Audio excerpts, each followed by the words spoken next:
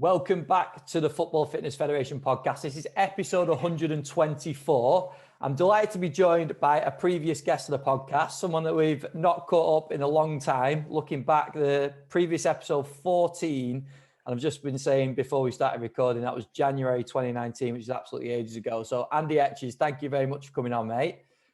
Thanks for having me. Now, anyone that doesn't know and didn't listen to the previous episode, number one, go back and listen to it because there's some good stuff in it. But also, Andy is the founder and sports director at Rezzil. And what I'll do, I'll pass you on to Andy. Andy, do you want to give a little bit of background about Rezzil? And then also we'll do a few updates on what's been going on recently as well. No worries. Yeah, thanks for having me again. Obviously, 101 episodes later is quite an achievement, isn't it? The fact we're still here after a global pandemic is quite one thing, to be quite honest. But yeah, it's good to have you to be on it. So yeah, us Rezzil, we've been around for 3 years. We're in our fourth year now. If this is 2021. We've been established for three years really.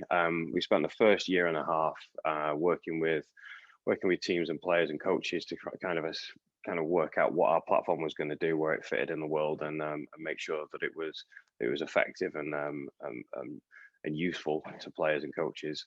And I guess we spent the last year and a half really going out there and proving it and putting it in people's hands and making sure that it's used by as many people as possible. Platform itself is a virtual reality training platform. It's based in VR. Although we now have some other elements that are taken out of VR, and we're looking at other technologies to kind of make the most of what we can do.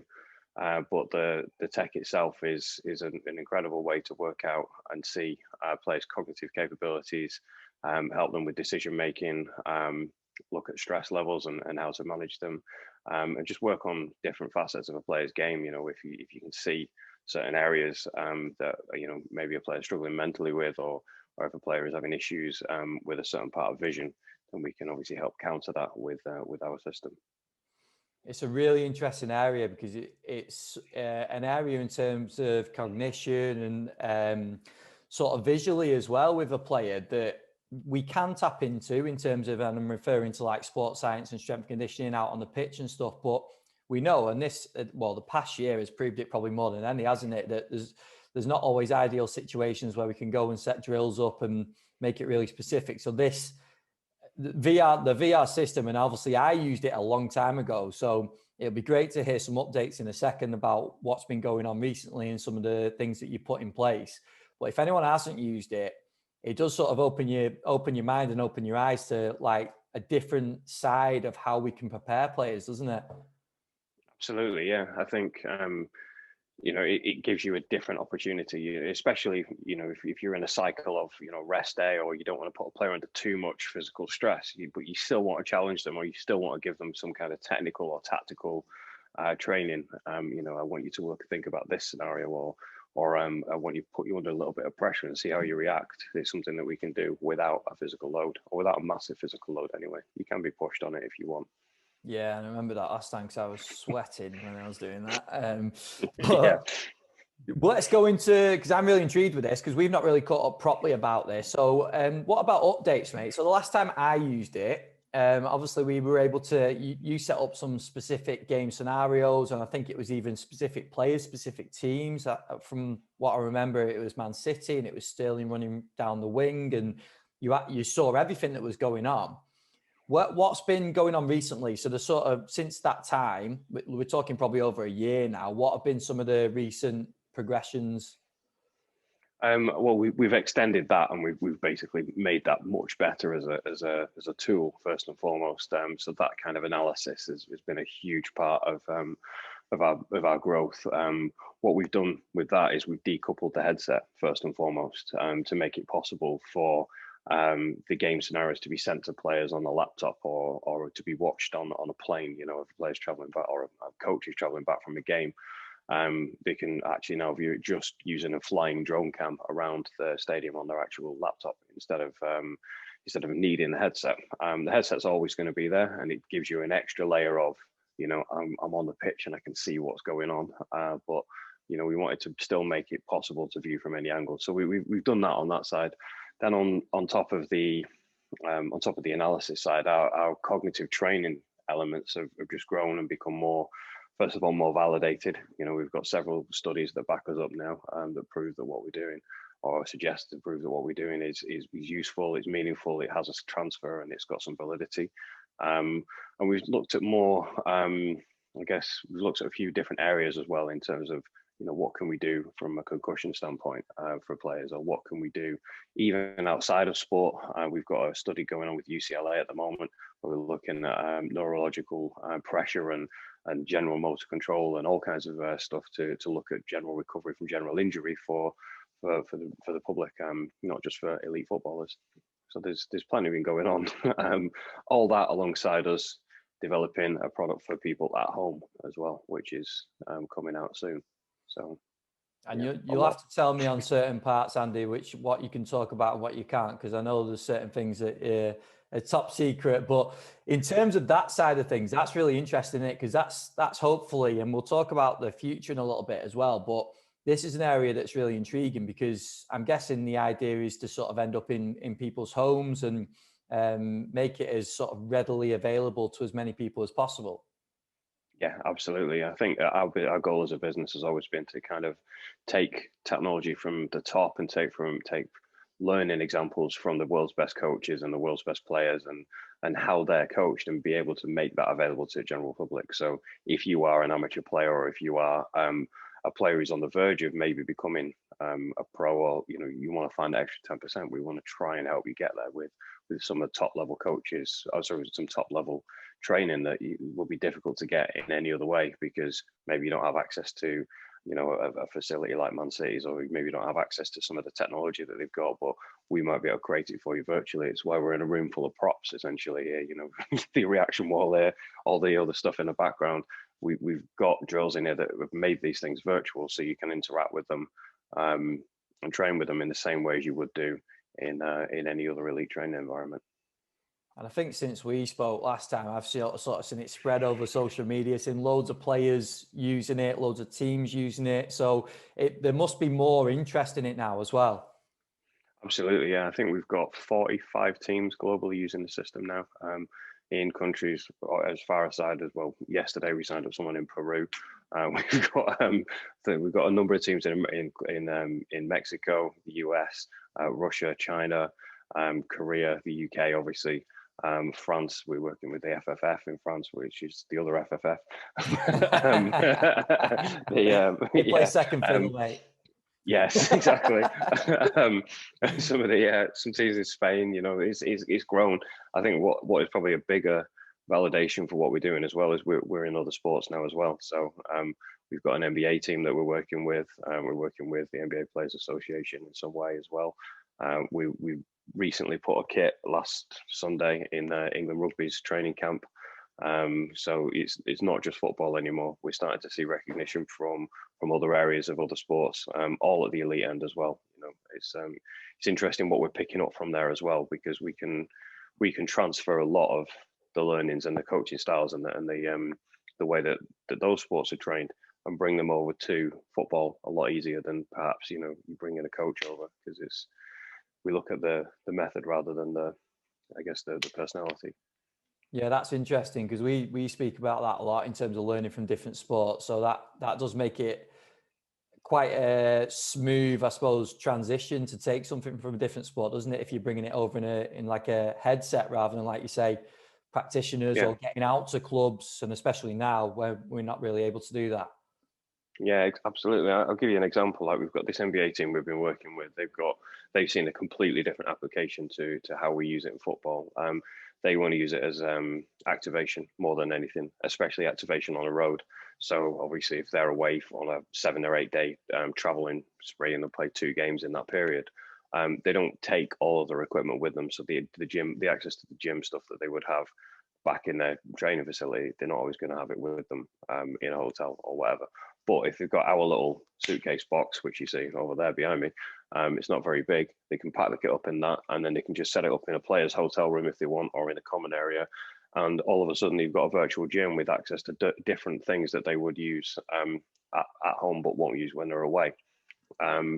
that's been really useful. And then pre-game activation, we've got some like hand-eye fitness, not fit light stuff, but something similar to that, where we kind of training players to think fast and move their hands quickly, that they'll use pre-game, which has proven so far. The players are loving it, and the players who are using it seem to be reacting incredibly well to it, and perceived performance increase is high. So it'll be interesting to see how that progresses, actually, won't it? Because obviously, in terms of like that warm-up time, there's only sort of so much. Like obviously, we'll do small-sided games and we'll work on things that try and replicate what's going to go on in the game.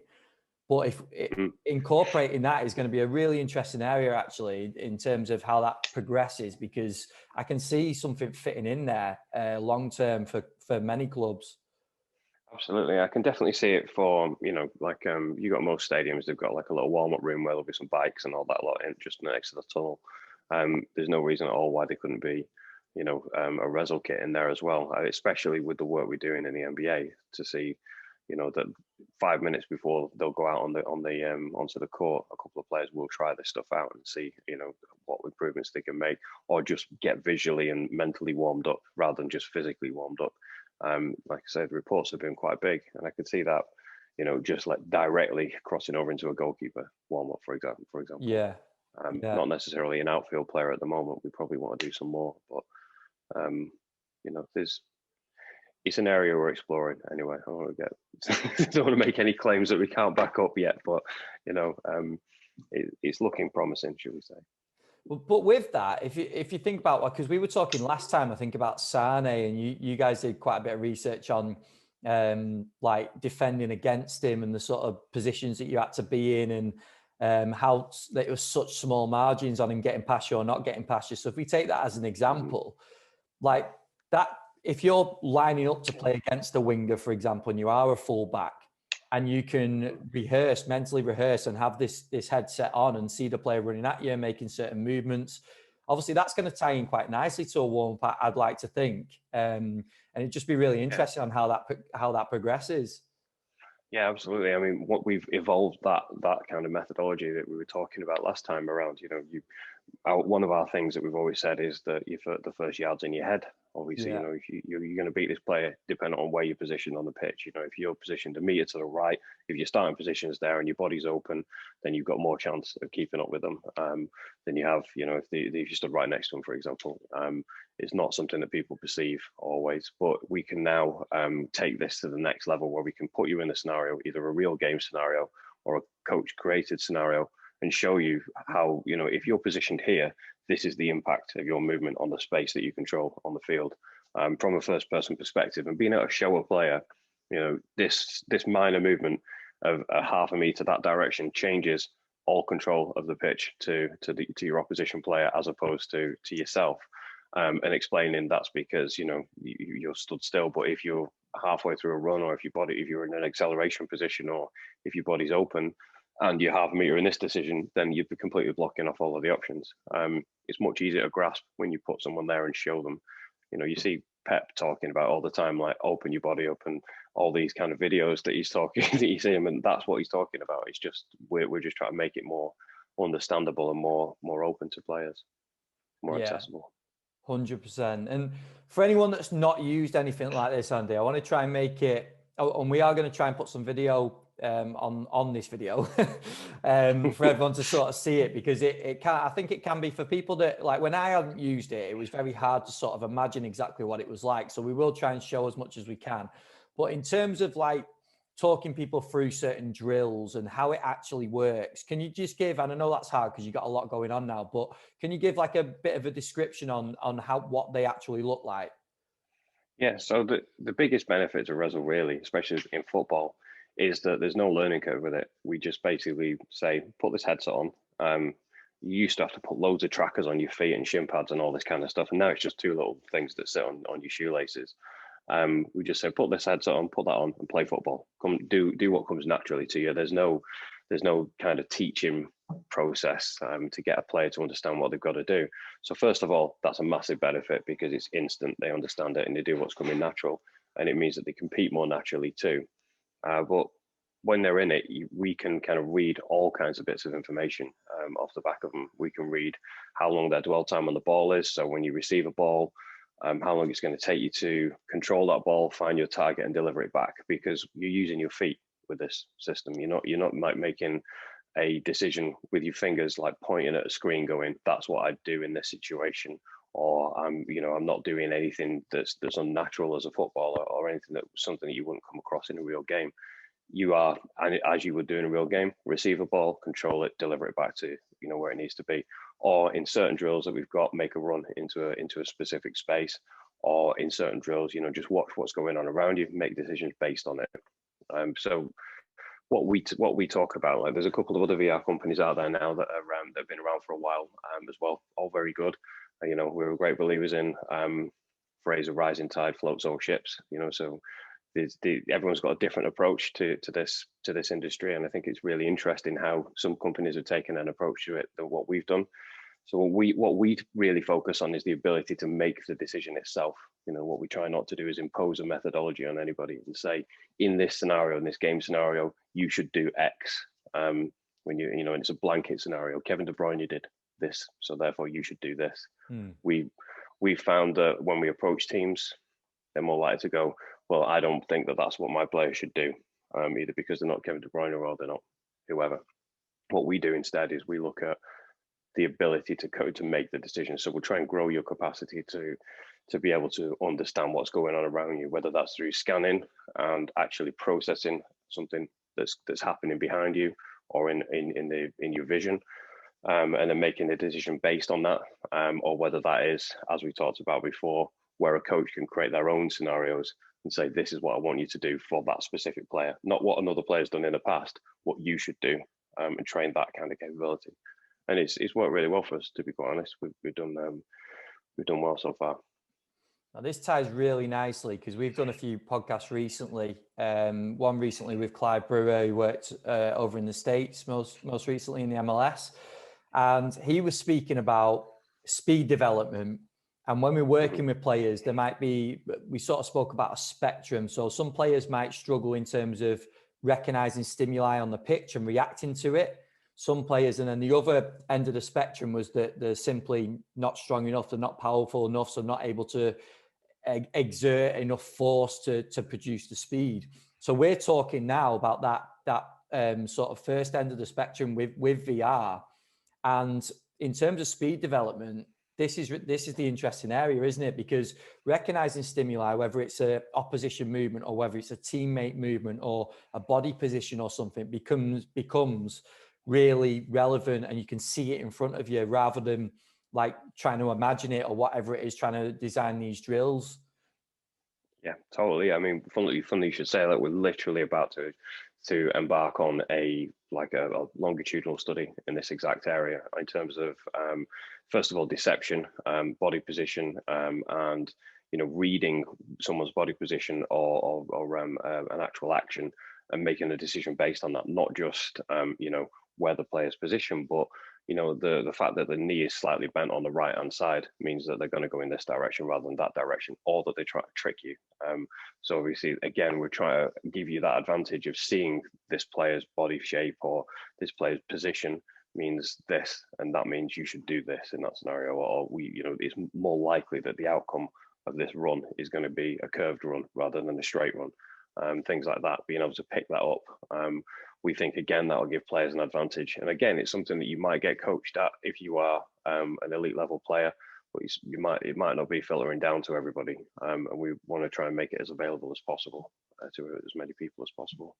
But with that as well, obviously you can be coached on the pitch, and hopefully that is being drilled and people are learning that. But that's not to say that VR can't fit within that coaching process as well, can it? Because all that's going to do is enhance it. And I know Exactly. You touched on it before that some of the drills you do are a lot more cognitive than physical, but at the same time, that's one thing I took from it, how surprising, how physically challenging some of the drills are. And I know you can dictate that about what you set up, but if you think you're going to be stood there and you're just going to be seeing things, reacting to it, like I wasn't in the worst shape when I did it, but I was dying. Yeah. And it is physically really demanding, isn't it, on certain drills? So that's another interesting part of it for me. Yeah, I mean, that's one thing that always surprises everybody. I mean, we get when we walk through the door, like a bit of a roll eyes, like it's a gimmick or whatever. And then we'll put you in it. And then all of a sudden you'll be gassing after 5 minutes and you don't realize why. And it's because we're putting so much cognitive pressure on you that it's not too far, it's not too dissimilar to what you'll face in a real game. If you watch the videos of what we do, it looks like you think that looks dead easy, but what you're not seeing is what you're experiencing when you're in it. And that is we're overloading certain senses and we're trying to provoke um, you into a reaction, and our algorithms reading your performance off the back end of this. It's very bizarre and it's clever in what it does. It's a lot more challenging than what it does than people expect. But I guess one of the new additions that we've done is that you can now program in exactly, I want this player to do 5 minutes of this, 1 minute of that, and then this drill straight after it. Or you can even say, I want them to do a leisure drill, like a round of golf. You've got foot golf in there, or round the board in darts, followed by a high intensity mental aptitude drill that's going to force and kind of train them under fatigue and see what's going to happen then. It's evolved to fit into a few different scenarios, and it's evolved to be into a serious piece of kit now. And that adjustment on the intensity as well fits really nicely. And I think we touched on it in the episode we did before about rehab, about fitting in with rehab programs. So do you want to give a few examples on how people might have used it in like the rehab setting? Yeah, absolutely. I think the favorite one really is obviously the one that's circulating at the moment, because he's been talking about it quite a lot. Michail Antonio used the system both pre-COVID when he had a hamstring issue and he had the kit at home, and then obviously in COVID, when before the project restarts started, he was a player who had our system at home and was using it on a regular basis. And obviously we all saw how well he came back. Not taking credit for that at all. That's his hard work.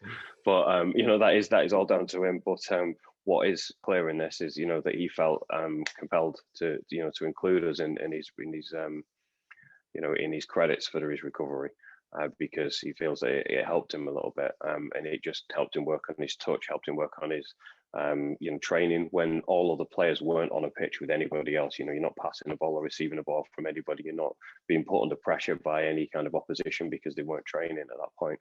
But he's in his living room and he's got players running at him. He's got to make a fast decision, adjust his body, and pass the ball in a heartbeat, like you would do in a real game.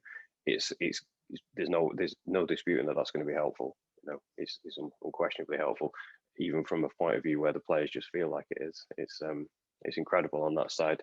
We've got a number of other things that have happened as well. We worked quite closely with a player at Accrington Stanley who had a ruptured Achilles.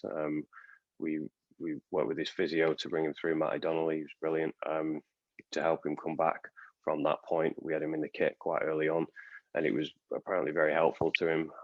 We've done a lot of interaction with a lot of different clubs and players over recent years. Well, since last time we spoke. I think the main thing is really we've made it a hell of a lot more accessible. It used to be really expensive, this kit.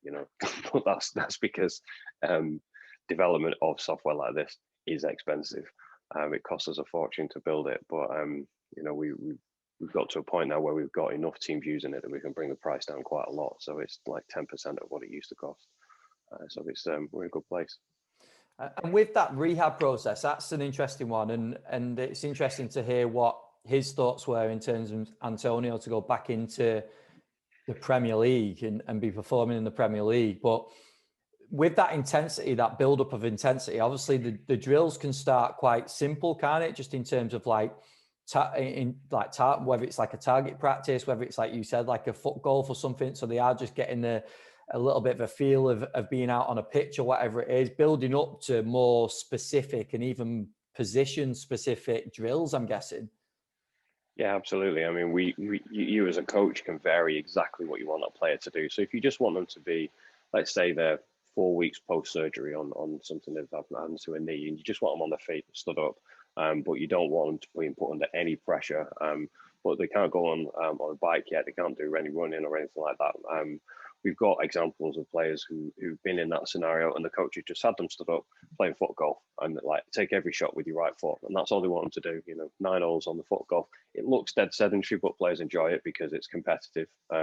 Also, the fit players can have a go and compete against them or whatever, but it's a bit more involved than just doing, any of the standard stuff, or it gives you an extra 5 minutes. Like the whole of Rezzil it doesn't replace anything. It's additive. It's all there to basically say, if you want a bit of extra tactical training or mental training, we can throw that on top. We're never going to replace anything on the field or in the gym, but if you want that bit extra, or if you want to get an extra 10 minutes out of a player every day, then, we're ideal for that. And that's where we've been massively successful right at the start. Then at later phases, a couple of players have talked about reducing the game time in reserves because they feel like they're back up to mental speed sooner, because they've been stimulated all the way throughout the recovery. They've been put under pressure all the way throughout the recovery, or mental pressure all the way throughout the recovery. So they've not dropped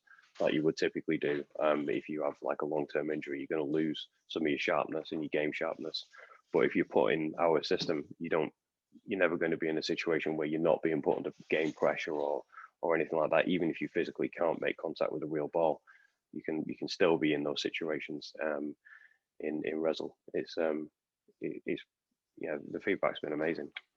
That's another interesting part, because when you're doing these drills, obviously you can see a ball, and a ball moves when you move your foot and you're striking it, but obviously we're not actually kicking it. So it's taking away the force that comes behind a kick, isn't it? So when we're talking about a rehab plan, if it is say we're trying to build up stability on a leg and we're just going through a kicking action, there's no impact on the ball, is there? So that's another interesting side where it can fit in. Yeah, I mean, we've done a lot of research on this. I think since we last spoke, we just mentioned we're starting the study, but we're probably 2 years into 8 or 9 other studies with different, in different areas of what we're looking at, even from like pure recovery, like ACL recovery and mitigating like loss of neuroplasticity in that kind of situation. We're looking at loads of different facets, and we're a lot more serious about that kind of thing now. And one of the things that constantly come up is, is it safe in recovery to have a player do this? What's the deload as a player goes to kick a ball? Because naturally you get a punch back, but are you going to hyperextend when you kick in? We've done tons of like actual motion capture with a hospital and a university looking at this kind of stuff to see if it has any impact. And it's reading that it's just the same as it would be in a real world, but without the punch. So the risk is low. The other side of it is we've had 5,500 players use the system now, and not one single injury throughout the whole thing. So that's a number in itself that stands up quite well. We're quite pleased with. And that's interesting, isn't it, with the kicking? Because that would be I can see that being a concern for physios and coaches, that the fact that you're not actually striking anything, you're not going to react to it, but maybe the fact that you can see it and it does actually move, it sort of does something up there that makes you react in the way that you would when you are striking a ball normally. That's the theory that we stand by, and we think, and that's what seems to show up in the studies we've done so far, is that your the visual stimulus of you striking the ball naturally just makes you decelerate straight away from your kick. It's one of those things that you can only really understand when you try it again. Like you perceptually, you don't feel any different to when you're actually kicking a ball, even though you don't feel it. So I've never once, even I've been in this system multiple thousand times now, and I'm not just saying this because it's mine or ours. I'm saying it because it's true that I've never felt like I'm going to be in a position where I'm going to hyperextend or be in a dangerous kind of position, because everything that we do, even though it's a virtual world, it's a natural world. We put you in the positions and we make you change your body shape in the same way that you would do in a real game. We're not asking you to do anything that's weird, aside from maybe a couple of the games that are a bit challenging, but they're not, the movements are natural. They're not going to put you under any stress that you wouldn't be in a game. And you can obviously control that as well, can't you? There's a build up to that, getting into like a full game scenario where you're adding that kind of stress right back to like like you said before, the very first part of the rehab process. The other bit I was going to say, Andy, which I'm interested with, and I've got no knowledge on this whatsoever, when we speak about the cognitive side and sort of recognizing stimulus on the pitch, obviously vision is a big part of that as well, because there's reacting to something, but there's also seeing it. And I honestly think this is a big part of when you talk about the De Bruynes and people like that, a lot of people, if I was in that same position, I probably wouldn't see the things he sees. So what, and I don't know whether this is the case, but what sort of, how does the system work with that? Can you train that? Is that something that can be monitored? So what we tend to do, and our approach to that is, we'll tend to create scenarios where where you're forced to look in a certain way, or you're forced to focus on something. So we kind of train you to do that in a game situation. So we'll force you to check your shoulders and react to it in a way. But on top of it, we're also now, which we've only just recently released, we're actually now tracking head movements. So we know which part of the pitch you're moving, not just from a eye tracking perspective, but actually where your head's going, and then we can, if we want, we can further delve into that with the clubs who want to go that far. We can further delve into it and go, well, the focus was on this as well, and there was a 200 millisecond glance time on this thing, which means that the player actually focused and made some kind of decision based on that, that momentary focus. We can go into all kinds of depth now that we couldn't do before. And that's really interesting in terms of saying, we know that a player like De Bruyne looks here. This is what he does, and this is how he responds to it. So what does a player like a 14-year-old kid, is he doing the same kind of thing? Because if so, then maybe there's someone we should pay closer attention to. Mm-hmm. Yeah, interesting. And then the really exciting bit now, the future. And obviously there's certain things that I'm sure you can talk about and can't talk about, and certain things that maybe you don't even know about yet, but that's going to spring up. But what are the plans for it? Because I know there's some really exciting stuff that you guys have got planned. Yeah, well, our main thing obviously is always that we're gonna keep doing the work that we're doing with the elite teams and elite players, and developing players and recovering players, because it's something that we were built on as foundation for us as a company. We're getting good at it, to be honest with you, as well. So that always helps. But as I said before, like, our main thing really as a company, our main goal has always been to democratize access to training and access to high quality coaching and so on, and make it available to as many people as possible. So we're going to start to take elements from the elite side and release it to the general public. On platforms like Steam. So we've got a game on Steam at the moment that uses all the same physics engine that we use with the pros, but it's gamified. It's not actually going to make you any better or anything like that, or do anything for you just yet, but it might do in the future. But that's a secret. But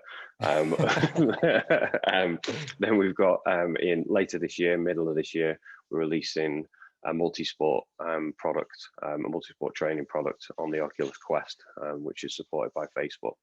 And that will be looking at things like quickness of vision, improving your mental agility, improving your decision making in different sports, so basketball, American football, tennis, obviously football, and various other elements of different sports to try and train, a new generation of like athletes, but in a mental sense, and then later down the line, quite honest, we're going to be launching on the PlayStation as well, and doing the same kind of thing, and try and make it even more accessible to as more people as possible, and bring these kind of at home, bring these kind of high quality training experiences to people at home. Yeah, I mean, that's where we're going. Hopefully we'll get there. I'm pretty sure we will. Nothing stopped us before, so even a global pandemic hasn't stood in the way yet. So I'm confident that we'll get there. Yeah, and obviously the progress you've made in, we said it was a long time, but at the same time, years can fly by, can't they? So it'll be really interesting to see how it progresses, especially when things open up and you guys are able to get out and about again a little bit more. I know a lot of people, Andy, will be thinking, well, first of all, is it affordable for me? Would I be able to get it in my club? Like, where do I follow? Where do I see it? Where can I get access to it? So do you want to give a few details on in terms of like people getting in touch? Yeah, I mean, our website is obviously the good starting point, or our socials, so Rezzil.com and @Rezzel on Twitter, or just email myself, Andy@Rezzil.com. Probably, a good starting point. The system itself, like I say, it's a lot cheaper than it used to be. We can now service people for like £400 a month, £4 grand a year, and it's all inclusive at that point. You get all the data, you get all the analysis, you get everything that you would need to get started. We've got other products out there now, like sort of game, which is, it starts on Steam and it's free, but there's no data, there's no benefit to it. It might be fun for a player coming back from recovery, but it's not built for that. If you want the scientific approach, if you want the stuff we can stand by from a data perspective, then like anything else, it costs. But the good thing is now we can stand by it and go, well, it's cost, but you have an effect that we can stand by, and we can show you that you're going to get a benefit from this, not just it's not just a fun thing to do. And what's the game called? Just Rezzel player, rather. Yeah, so it's Rezzil Index and Rezzil player. Rezzil Index is what we'll sell to everybody who's like at academy level or pro level, and the player version is for kids at home and players at home. Brilliant. Well, mate, I appreciate you coming on. It's great to hear the updates. It's a really interesting area, I think, of the whole preparation of a player. And something that I personally think is going to get bigger and bigger. We did an episode not long ago with Fraser Finley at Crystal Palace. He spoke about cognitive and visual training. I think it's definitely going to get bigger and bigger, and it's just really interesting to hear the updates of what you guys are doing and where it's going to go. So we'll definitely have to get another one, mate, and keep up with what's going on. But yeah, thanks for coming on. Yeah, no problem. Thanks for having me. And if anyone ever wants to come into the office and try it, we're always set up here. Just give us a shout. And obviously you can come back in and have another go. We'll give you another challenge. See how things have moved on. No, I'm definitely going to make it in. And just to let everyone know that you're based in Manchester. Yes, yeah. But we are now, we're everywhere. Even if you're listening in the US, we can make a demo happen. Mexico, Peru, it doesn't matter. All them Peruvian listeners. Yes, yeah. If they're all there, I'm sure we can set you a demo up. Brilliant, mate. Well, yeah, thanks a lot for your time, Andy. Appreciate you coming on, mate, and we'll stay in touch. Yeah, no worries. Thanks a lot. Cheers.